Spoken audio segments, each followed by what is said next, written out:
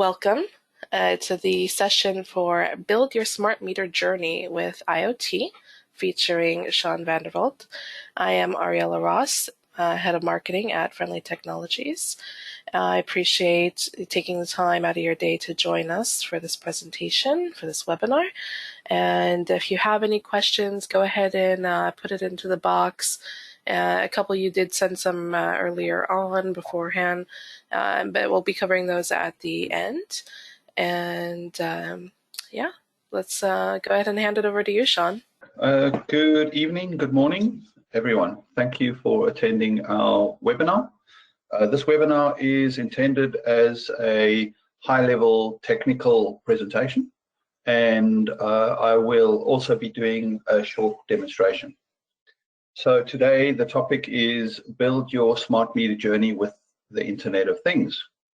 So what we're going to cover in the session now is we're going to be looking at using cellular low power WAN, and in particular narrowband IoT in this case. There's a few reasons for that, and we could probably go into a bit of detail around why that is. So we're going to be looking at some of the smart meter sort of concepts, looking at how that's integrated and how that is utilized on narrowband IoT, together with some of the communications protocols and some of the modules. So just looking at sort of the smart meter ecosystem. We're going to be looking at the communications network, the cellular network, the embedded SIMs, and the SIM management. We're also going to be looking a little bit around the meter device management, what is required in terms of managing these, if not thousands, 10 or 100 or millions of devices in the field. And last but not least, we're going to be covering the meter data management and what is required to be able to ingest and utilize such meter data. So first of all, you're obviously familiar with legacy meters. Now, the topic today is sort of covering the water meter use case, but I'll briefly talk about some of the gas metering and electricity metering. So from a meter point of view, there's the legacy meter approach. There's a big deployed base of legacy meters. And so the approach there is obviously having an add-on module. So the top diagram is just showing you an existing legacy meter with some add-on modules. So this could be an optical module reading the actual, sort of in this case, water consumption reading, or it could be a pulse log input measuring a read switch and pulses as the water meter is running up. So this is sort of an older approach, but it does allow you to extend the life of an existing asset. And there are some complications around that. Of course, you've got to have some mechanical mountings of that module on your existing legacy meter. And you also have to have a look at what the lifetime of your legacy meters are, whether that's still applicable to do sort of a midlife upgrade on old meters. So the other approach is using the new smart meters or integrated digital meters. Now these meters I've just taken off one of our local utilities here in Australia called Unity Water. So this is just for illustration purposes, but there are a number of off-the-shelf integrated digital meters, in this case a water meter. And what does that mean? An integrated meter here includes integrated sensors. So typically the newer water meters are using ultrasonics, and in some cases there's additional sensor inputs as well. So aside from sort of pressure, temperature, things like that, there may be some additional electronics in there to look at sort of water leakage and other use cases similar to that. So we've seen a move in water meters. We started a project with a local water utility about 5 years ago, and that was probably one of the very first NB-IoT integrated digital water metering. It started as a trial on NB-IoT, and it has obviously progressed into production. We're seeing a move in the gas metering space as well, so that's an interesting area and lends itself similarly to water meters. So in the case of water meters, these meters are dug and embedded into a manhole or underground, and there's no power, so they have to utilize onboard battery storage. And you're usually looking at a 10, 11, 12-year lifetime, a battery lifetime out of such a meter. It's very expensive to go and do field visits and replacing batteries or recharging batteries. So the similar situation exists with gas metering. So the gas metering also lends itself to using the same sort of approach. Now, electricity metering is sort of a little bit more of a difficult use case, mainly because there's a huge legacy installed base of AMR, AMI type electricity metering using even, the older GPRS and even 3G communications modules. The electricity metering don't have such a big issue around power. So they're obviously deriving power off the utility, but yeah, there are a number of interesting examples for electricity metering moving into some of the new IoT-based protocols and applications. So we can go through some of that. So when we're looking at the insides of such a meter, this is done for illustration purposes, but so typically the vendor, the metering vendor developing such a meter will follow sort of two main approaches. One approach is using in this case, we're talking about narrowband IoT. So they'd use a cellular module, and that cellular module, of course, in some cases have support for like dual mode, so NB-IoT can M1, but in the case of NB-IoT with such a module, it'll have an embedded micro built into the module, and the modules you're seeing already include a lightweight M2M protocol stack in the actual module itself. And the programmer, the developer of such a meter, in that case will have to make use of AT commands to configure the lightweight M2M protocol, to set it up, configure it, set up security credentials and so forth, especially for the bootstrapping, and the identity of the module and so forth. So the AT command interface is used, so there's pros and cons to doing it using AT commands directly with the module. The other approach is when you have a circuit board designed for such an integrated meter or add-on module. You may use the cellular module as the communications interface and have your own embedded micro. It may be a very low power embedded micro that essentially controls the communications module, so whether the communications module is powered or not powered.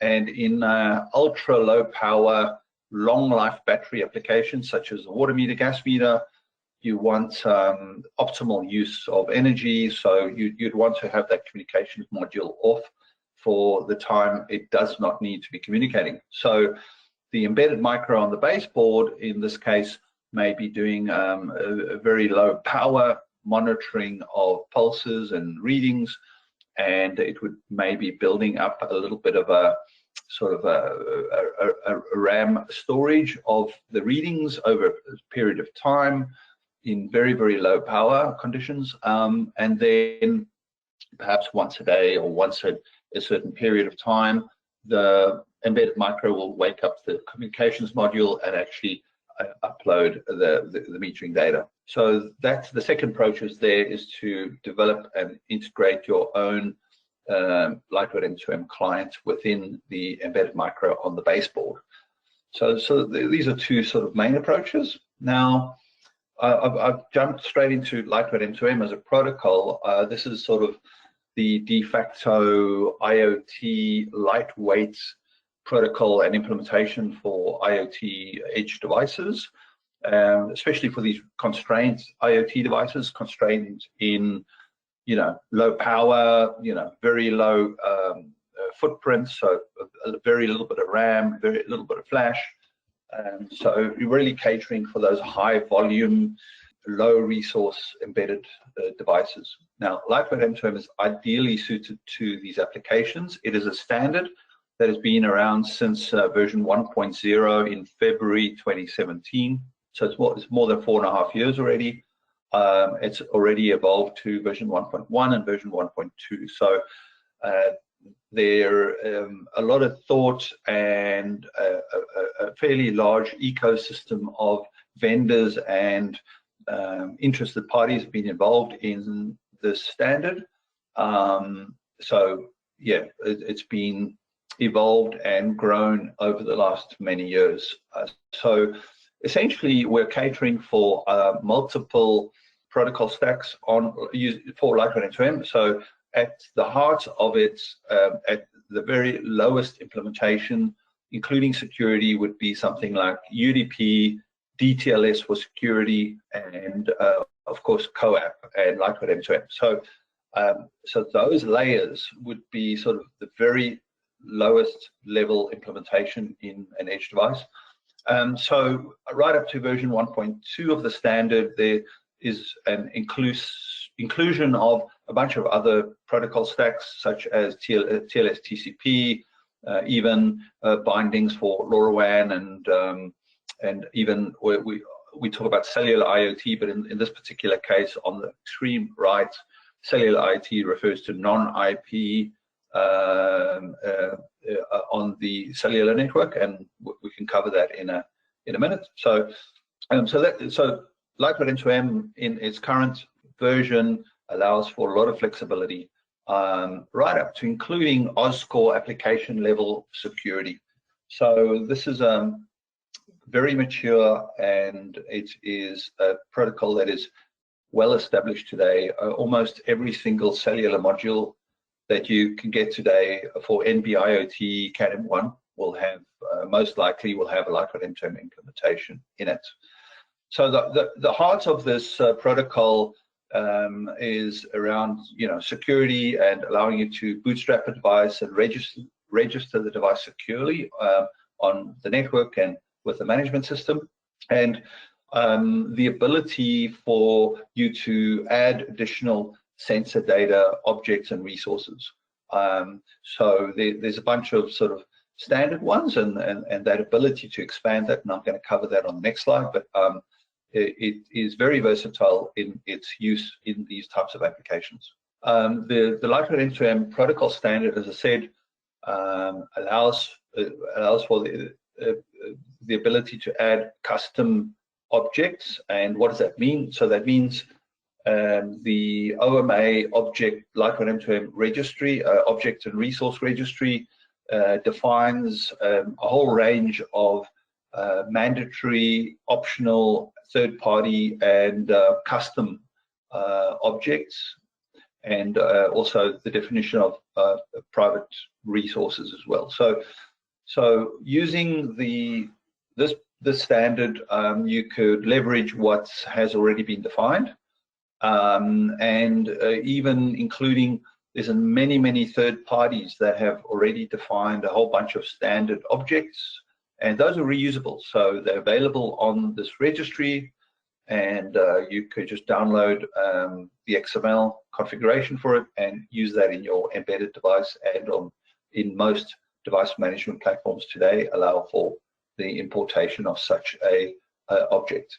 So one of the additional objects in there is IPSO. It's a smart object, and it's defined by the IPSO working group, and that allows for a whole series of sensor-based objects. So defining, it could be pressure, temperature, humidity, whatever the particular parameters are. I think including, there's even metering objects defined as well. So we'll cover that now.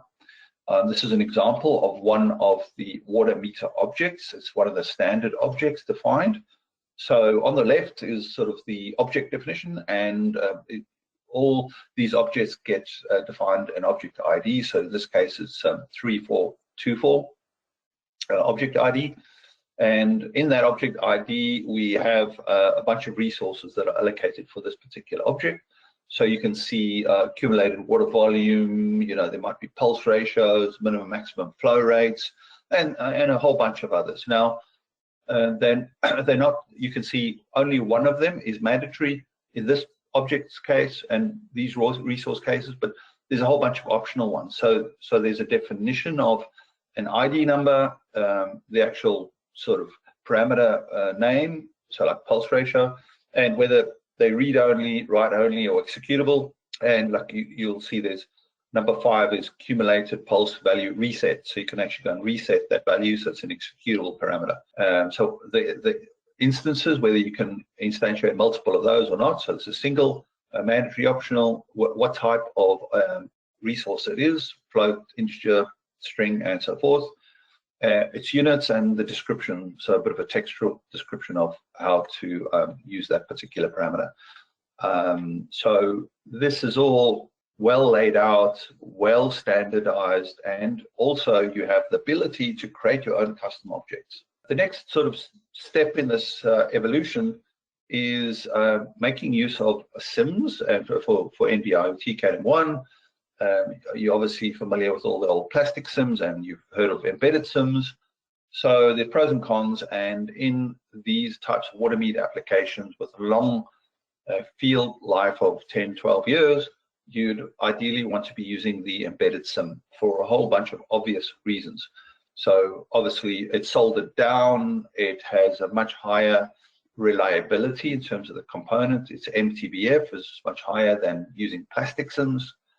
Extended temperatures and so forth. So the ability to manufacture an embedded SIM in the product at the manufacturer, and to they could be shipping that in a volume anywhere around the world. So that embedded SIM then has sort of features and capabilities around being able to be provisioned remotely. So over there, a meter may arrive in a destination country, it is provisioned, it's switched on, and the embedded SIM communication will be established initially and be set for the target territory, for a target carrier, so the mobile operator in your particular territory. So there's a lot of advantages for that, in that you don't have to go and field replace plastic SIMs and have to activate plastic SIMs and replacing plastic SIMs and so forth. So there's a huge number of advantages to using that. Of course, there are a lot of additional advantages, like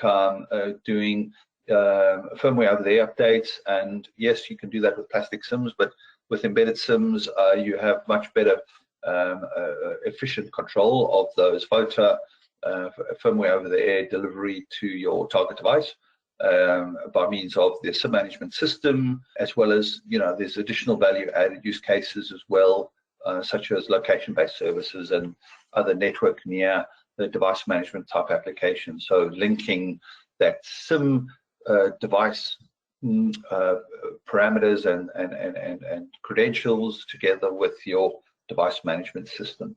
From a cellular network point of view, I'm not going into great detail around the actual cellular network here. I think in your target territory, there's potentially support for NB-IoT or not, or CADM1 generally.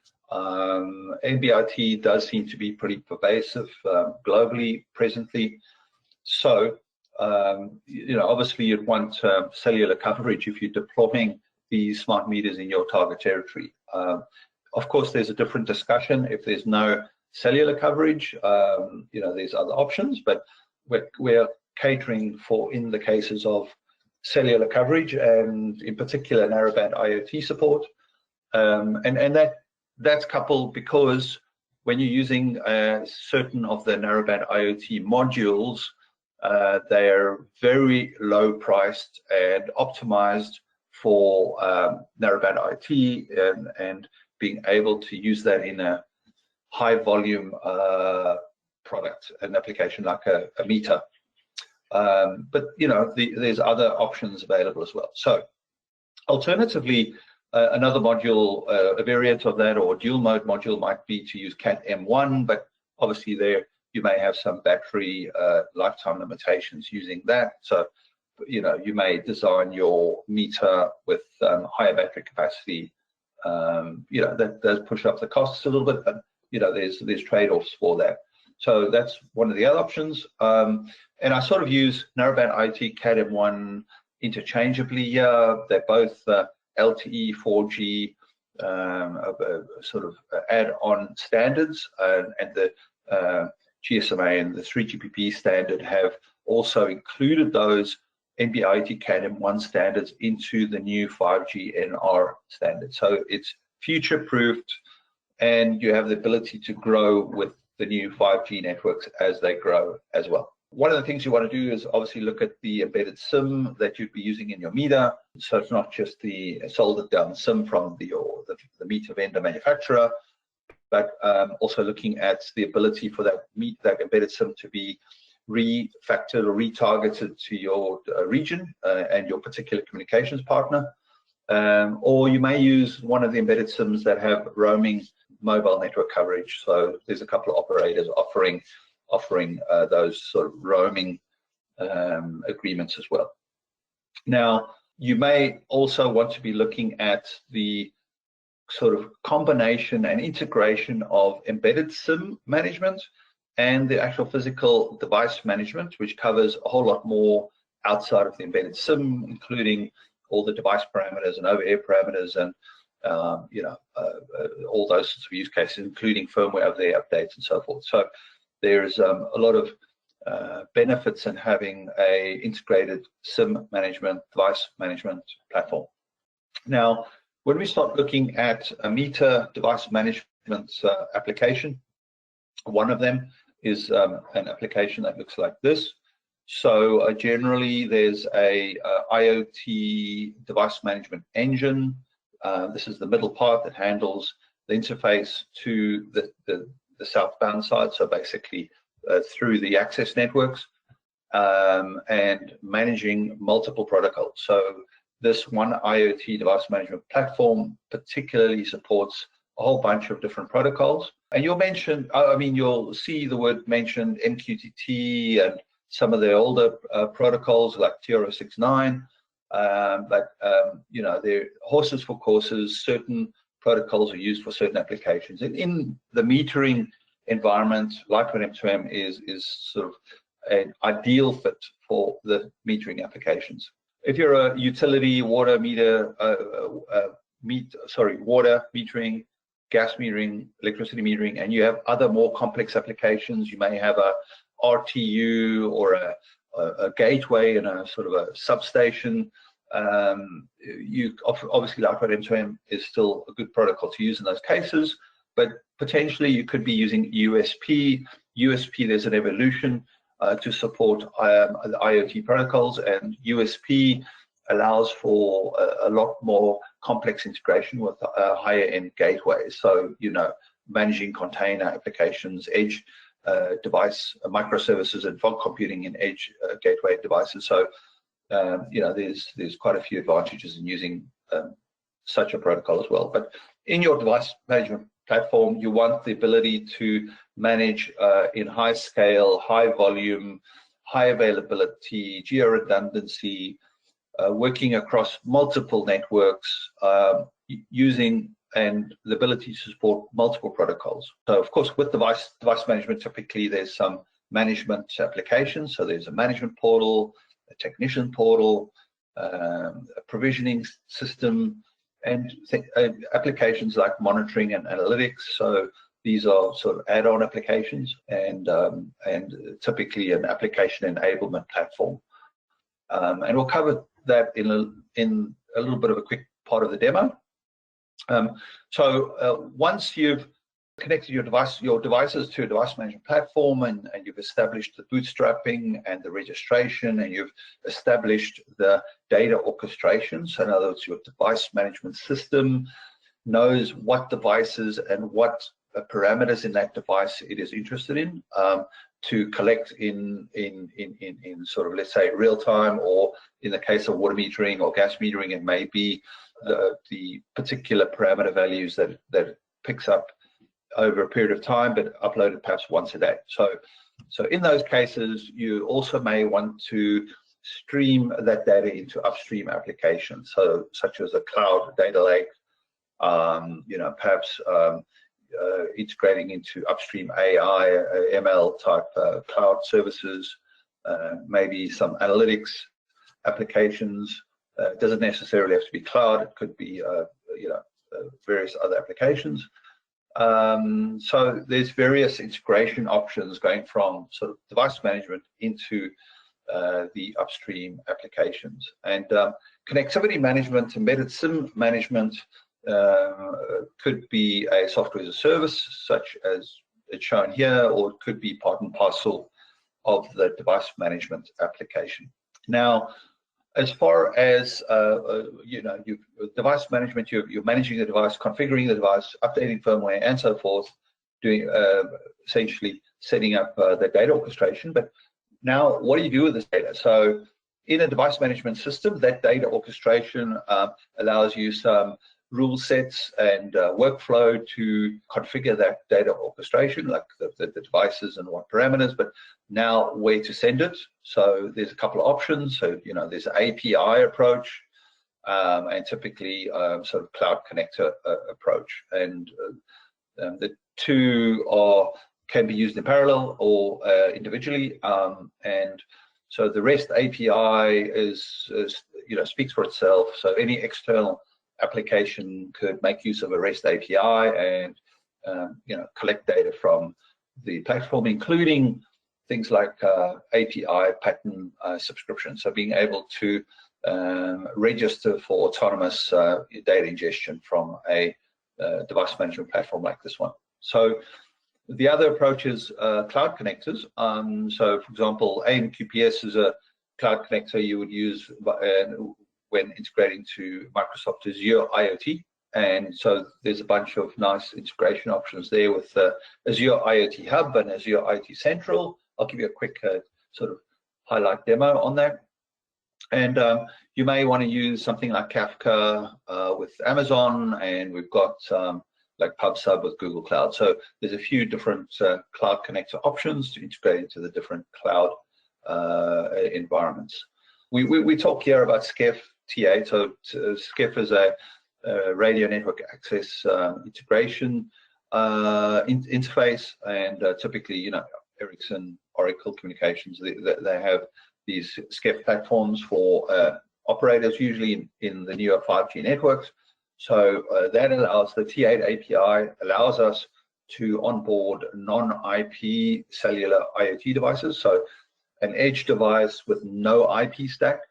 So obviously there's good reason for that. And in that device's case, we're able to, via the SCEF T8 API, onboard such devices and collect data and even control the outputs on such devices as well. Okay, so I'm going to just spend a few minutes to go through a quick demo. So if you could just bear with me, I'm going to be switching over into a demo screen here.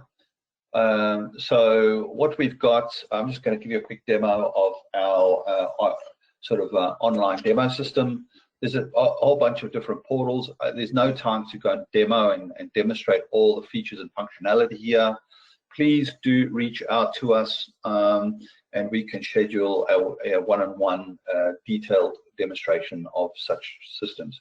So from a high-level management point of view, like I said, I'm not going to go into all the features here. This is not the purpose of the session. The purpose of the session is to show you how a metering application essentially connects and is onboarded. So basically, there's a whole lot of devices in here, thousands, tens, hundreds, millions of devices.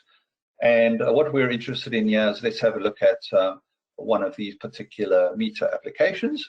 So we have a meter here located in a geographical location, and so there's a bunch of sort of high-level data here with the meter. But what we're interested in is a few things. So one is when we look at management server or management data. So there's a couple of parameters that determine a device's connection to the server. So there's usually some sort of security mode that is selected in the edge device. We are seeing a bunch of supported resources here. and there'll be things like URIs and ports and a few other parameters. But once the device is set up correctly, it'll bootstrap and register with a device management platform like this. So once that's done, we then, through monitoring here, you set up a monitoring task, and that is the data orchestration portion where you're able to choose which devices and what parameters. So let's have a look at some of the parameters here quickly. So remember I said there were standard mandatory objects, optional objects, custom objects. So this is an example of a custom object, and here's a bunch of its resources. The .0 there indicates that it's instance. It can have multiple instances of this particular resource. So there may be, it might be an IoT device with multiple water flow sensors. Okay, so this will be the first water flow sensor. In this case, there's a whole bunch of sort of parameters here, but what we're really interested in is this water flow of parameter value at the bottom here. And what we're going to be doing with this particular parameter is we're going to be ingesting that data into a IoT head-end system. Okay, so water flow we're interested in. We may, you might be interested in looking at the battery level, potentially again, the battery value. You may be interested in sort of pressure, temperature, various other parameters. So you can see how flexible and extensible such a data model becomes, because it gives you the ability to add, all these standard objects or adding custom objects as you see fit. Okay, so now, so what essentially happens is you've configured, if we just look at one of the sort of monitoring tasks, so the data orchestration task here is we're interested in a bunch of devices, which is all configured here, filtering down to, it could be from multi-millions of devices. You may filter it down to a selection of devices that you're interested in. Anyway, you look interested in battery, water, pressure, temperature. So you essentially going to configure that, set up the monitoring task, and the device gets a notification event, and it knows which parameter values it needs to start sending in its pre-configured time periods or pre-configured conditions. So, okay, so I'm not going to be showing you the rest of the system here. Just suffice to say, in the configurations and settings, we have the ability to configure an interface to a bunch of external platforms, including, if I have a look at this here, you also have the ability to configure your own tenanted Azure Iot environment. So that data that's now coming in, this is just one of this is an open source dashboard environment, and that data that we were interested in. So we're looking at the temperature, the battery of all those devices, the pressure, and the water flow. So this is sort of looking at the summarized values. You may be interested in looking at a particular building and flat apartment and its particular values. Okay, this is an illustration, a demonstration of capability. So this is happening in real time. So water meter wouldn't be looking like this. You'd be getting less regular updates, but obviously it can be configured to do something like this. So this is just one, as far as looking at other integrations, if we look at a dashboard integration into Azure IoT, you can have functions and availability of activating the meter, could be activating the SIM, looking at SIM data usage, data plan usage, reconfiguring data plans, and so forth. Even updating versions. So in this case, it will be a firmware update. And in a dashboard application, you may be interested in some of the telemetry values. You may be interested in instantaneous readings. So it could be power. Like this is one of the electricity meters, looking at its minimum, maximum voltages, what sort of energy consumption, and any of the instantaneous graphed views as well. Okay, and as well as potentially during deployment a geolocation of that particular meter. So the geolocation could come off a geolocation from the network service, so where it is triangulated using the network service, or it could be a provisioning task when it is installed, or it could be if that type of device has a GPS receiver built into it in some sort. Okay, thank you everyone.